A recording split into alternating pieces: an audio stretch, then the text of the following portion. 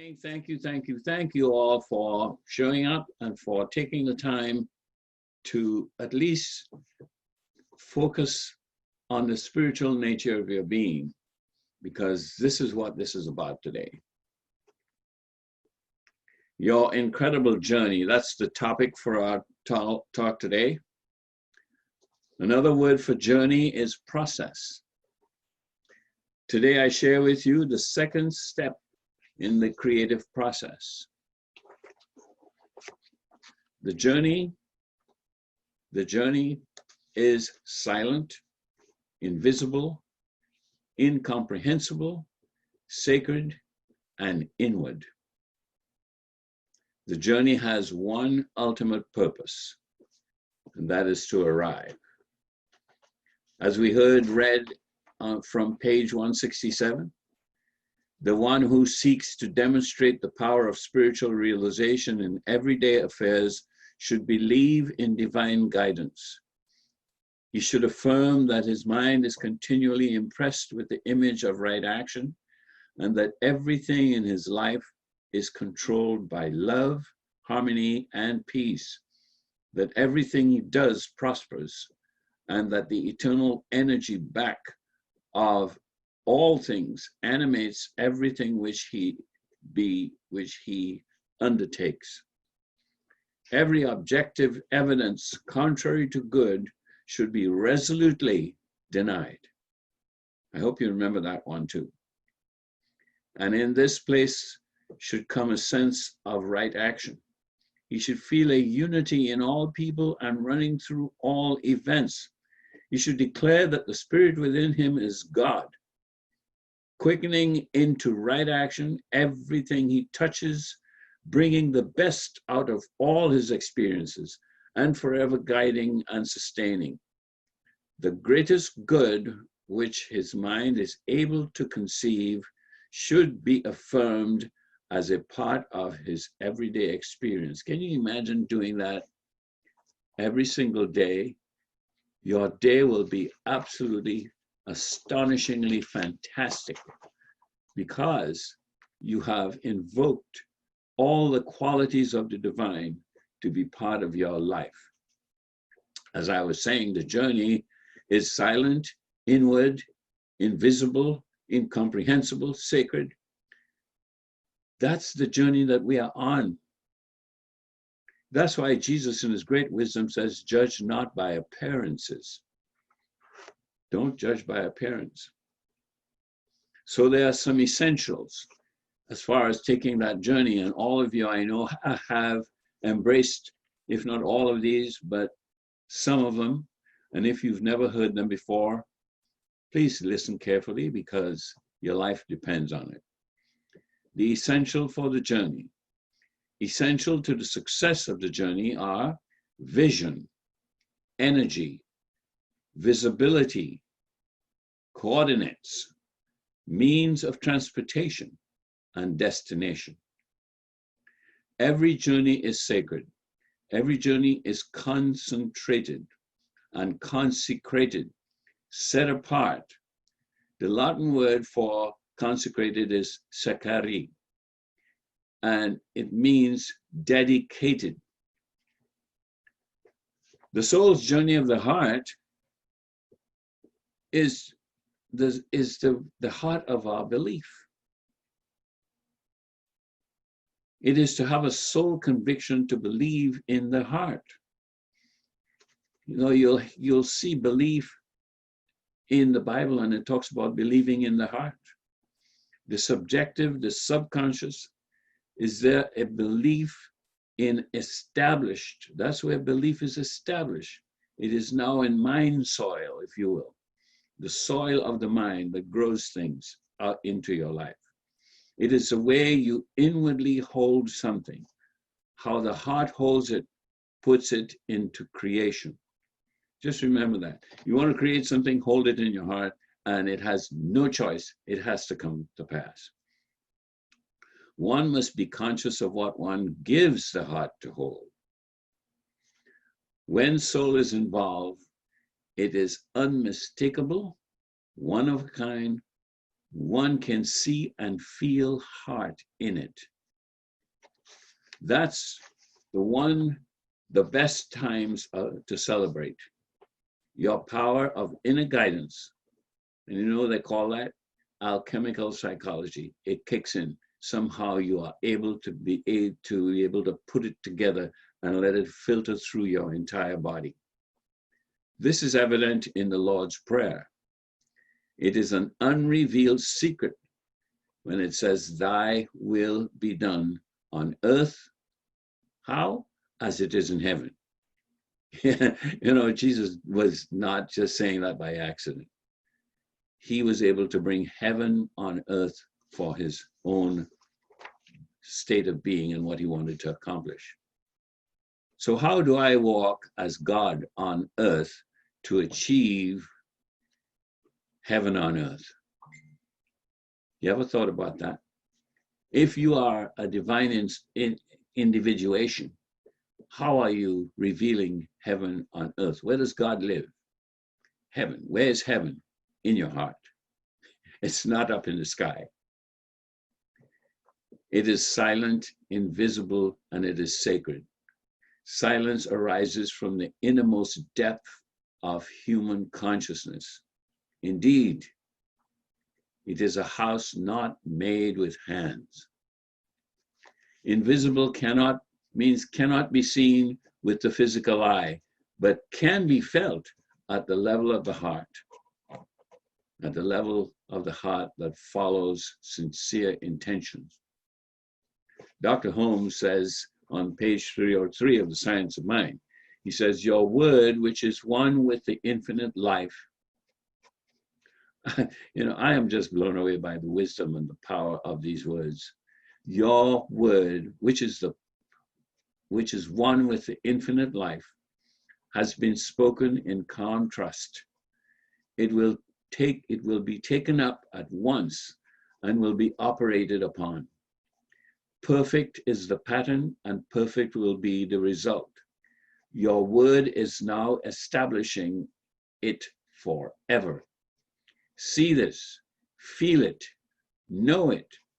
You are now encompassed by perfect life, by infinite activity, by all power, by all guidance. The power of the Spirit is supplying you with all good. It is filling you with life and love.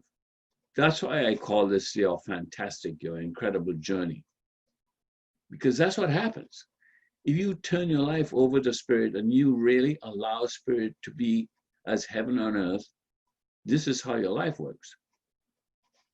So my question is, how many of you here today have felt an impulse towards something and needing some direction? Don't put your hands up. That's okay. You know it. I don't need to know it. This answered the question. How do I receive, access, and access guidance? Go back to page 303 on The Science of Mind and you will know how to receive access and wisdom and clarity. Albert Einstein said, imagination is more important than knowledge. He says, knowledge is limited. Imagination encircles the world. You see, suffering is endurance of one's inability to understand and handle change. Often the pivotal point of all human experience. If you bring forth what is within you will free you. In the Bible it says, will save you. If you do not bring forth what is within you will destroy you, will kill you. Samuel Wilde says, the danger is not that the soul should doubt whether there is any bread, but that by a lie it should persuade itself that it is not hungry. I think that is pure wisdom. Ira Progoff, one of my favorite writers, he says, he's in the 19th century, he said, There was a group of archaeologists that discovered an ancient Egyptian tomb. In the tomb, they found a tree, and embedded in the wood of the tree, they found a seed, which the archaeologists planted just for the hell of it, to see if anything would happen. They never would have expected that after 1,000 years that it was going to grow, but it did. It did. In holodynamics, one of my favorite books to read, says there is a full potential seed within each of us, the primary unit of being and power. There's a full potential seed within each of us, the primary unit of being and of power. Today is a pattern in flux, my friends.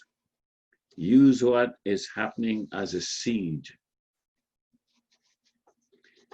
Think of what good comes from this period of in history, what it might bring out of humankind. How are you caring toward another? Loving, interested in the well-being of everyone you know. Wanting the best for all. Even distant friends and people we have met or have not even met, not seen for years. How much care are we putting out in the atmosphere, in the great world that our word and our imagination encircles? Holmes says again on 303, on paragraph 4, he says, your word, which is one with the infinite life, has been spoken in calm trust. This is a great affirmation. It will be taken up at once and will be operated on. Perfect is the pattern, and perfect will be the result. Your word is now establishing itself forever. He says to see this, feel it, and know it. That's great visualization. That's great imagination. That's incredible to allow your mind to take that direction. You are now encompassed by perfect life, by infinite activity, by all power, by all guidance. That's why I liked Carolyn's guided meditation so well. The power of the Spirit is supplying you with all good. It is filling you with life and love. Those two things cannot really truly be separated. He should declare that the Spirit within him is God, quickening into right action everything he touches, bringing the best out of his experiences, and forever guiding and sustaining. The greatest good which his mind is able to conceive should be affirmed as part of his everyday experience. Page 168 in the Science of Mind, just in case you don't want to know where that is. I invite you to take time to muse, to take time to reflect, take time to be silent, take time to be in awe, take time to contemplate, take time to meditate, take time to be alone, take time to be quiet, take time to hear the silence. Did you just hear that? Take time to know yourself. This requires intention for perfection to manifest through your life. And remember, perfection is not supreme excellence. Perfection is wholeness. Perfect wholeness. I love you. Namaste. God bless you. And so it is.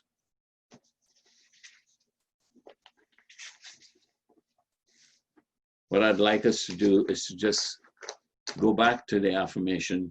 You don't have to read it aloud, but let your mind silently follow what you are listening to. Today, I am open to the constant awareness of where I am and to the awakening of where I want to be. This awakening energizes my creative activity and the power of spirit to move me toward the first attention of my dream. And so I let it be, and so it is. That's the affirmation. Now, I'd like to just ask you, how do you feel when you heard and read that affirmation for the second time? Is it the same kind of feeling as the first time, now that you have heard something in between? What has that done for you? What has that awakened in you? What has that called you to be? What is it calling you to be? That's why we're here, folks, to remind each other how fantastic everyone else is, including yourself.